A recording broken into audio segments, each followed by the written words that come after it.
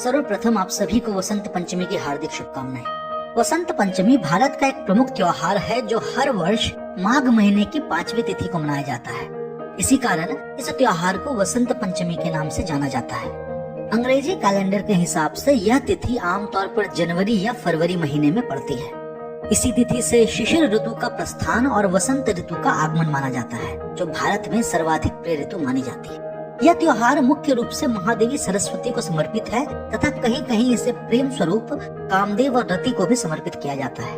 पुराणों के अनुसार सृष्टि के आरंभ में परमपिता ब्रह्मा ने भगवान विष्णु की तपस्या कर उनका साक्षात्कार किया और फिर उन्हीं की इच्छा से ब्रह्मदेव ने पूरी सृष्टि की संरचना की।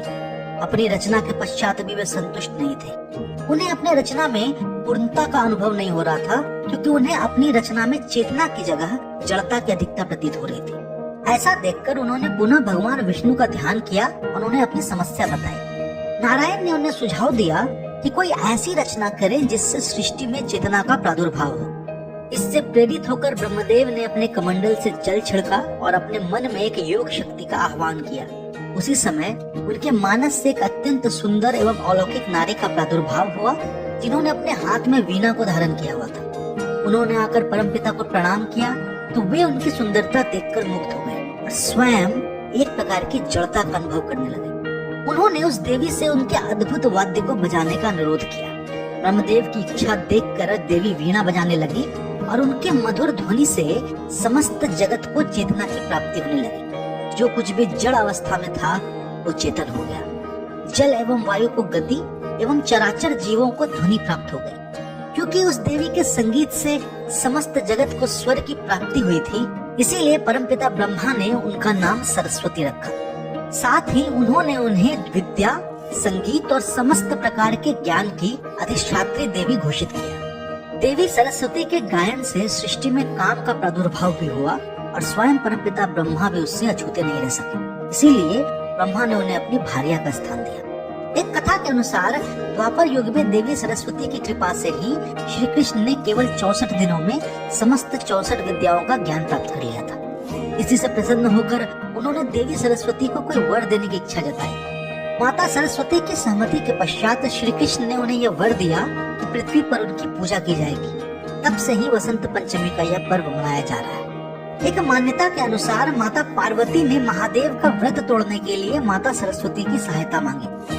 उनकी प्रार्थना स्वीकार कर माता सरस्वती की प्रेरणा से कामदेव ने वसंत पंचमी के ही दिन महादेव पर अपने बाण से प्रहार किया और उनके कोप का भाजन बने। उनकी पत्नी रति के अनुरोध पर महादेव ने यह वरदान दिया कि वसंत पंचमी के दिन देवी सरस्वती के साथ कामदेव और रति की भी पूजा हो। आज के ही दिन भगवान श्री राम शबरी से मिले थे और उन्होंने उनके जूठे बेर खाए। तभी से बेर सरस्वती पूजा के प्रसाद का एक अभिन्न अंग बन गए। बेर के बिना सरस्वती पूजा का प्रसाद पूर्ण नहीं माना जाता। वसंत पंचमी का ऐतिहासिक महत्व भी बहुत है। इतिहास के अनुसार जब मोहम्मद गोरी 16 बार हारने के बाद 17वीं बार पृथ्वीराज चौहान को बंदी बनाने में सफल हुआ तो वो उन्हें सजा देने के लिए अफगान ले गया। वहाँ पृथ्वीराज की आंखें फोड़ दी गई और अंतिम बार उनके शब्द वेदी बाण का कमाल देखने के लिए उनके हाथ में धनुष और बाण दे दिया गया। चंद्रबाई ने गोरी को अपने सिंहासन पर बैठ घंटे पर चोट करने को कहा और साथ ही साथ संकेत में छंद के रूप में पृथ्वीराज को यह बता दिया कि गोरी ही घंटे पर चोट कर रहा है। जैसे ही गोरी ने घंटे पर चोट की, पृथ्वीराज चौहान का एक सटीक बाण उसकी छाती में जा धंसा। इसके बाद चंद्रबाई और पृथ्वीराज चौहान ने एक दूसरे के प्राण लेकर आत्म बलिदान दे दिया। सन 1192 की ऐतिहासिक घटना वसंत पंचमी के दिन ही घटी थी।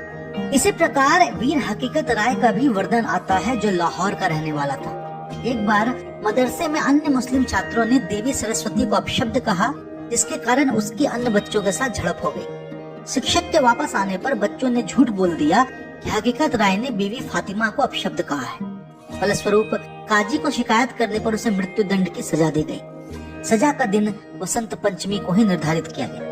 अपने अंत समय में हकीकत राय से ये कहा गया कि यदि वो इस्लाम कबूल कर ले तो उसे क्षमा कर दिया जाएगा, किंतु उसने साफ मना कर दिया। सन 1734 को वसंत पंचमी के दिन ही उसे फांसी दे दी गई। आजादी के पहले तक उसकी समाधि पर वसंत पंचमी के दिन हिंदू मुसलमान दोनों इकट्ठा हुआ करते थे। आज भी लाहौर में हकीकत राय की स्मृति पर वसंत पंचमी के दिन पतंग उड़ाने की प्रथा है। आज वसंत पंचमी का दिन किसी भी विद्यार्थी के लिए सबसे खास होता है। ऐसा इसलिए क्योंकि ऐसी मान्यता है कि आज के दिन जो भी देवी सरस्वती की पूजा करता है और उनसे विद्या का दान मांगता है उसे अवश्य प्राप्त होता है। आज के दिन ही देवी सरस्वती के 11 नामों को लेने से भी कई गुना अधिक फल प्राप्त होता है।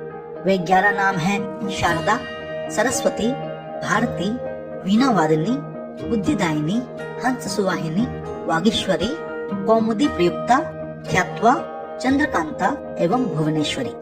भारत के अतिरिक्त अन्य कई देशों में भी अन्य नामों से वसंत पंचमी का त्योहार मनाया जाता है। जैसे बर्मा में इसे थुयाथदी और टिपिकन मेदा के नाम से मनाया जाता है। चीन में इसे बियाइन चात्यान के नाम से, जापान में बेंजाई देन के नाम से और थाईलैंड में सुरस्वती के नाम से मनाया जाता है। ऋग्वेद में माता सरस्वती के बारे में कहा गया है, प्राणो देवी सरस्वती वाजेवी वर्जिनवती धीनामणि त्रैवतु, अर्थात माता सरस्वती परम चेतना है।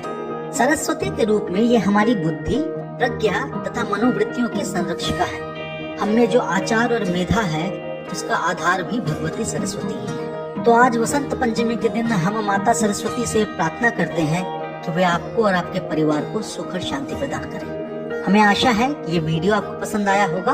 यदि ऐसा हो तो आप इसे लाइक कर सकते हैं और हमारे चैनल को सब्सक्राइब कर सकते हैं। वसंत पंचमी पर एक लेख है, यदि आप चाहें तो उसे वहां जाकर पढ़ सकते हैं। यदि हमारे वीडियो आपको पसंद आते हो तो आप इसे अपने मित्रजनों और अपने परिवारजनों के साथ साझा कर सकते हैं। हम शीघ्र ही एक नई और रोचक वीडियो लेकर आपके सामने प्रस्तुत होंगे।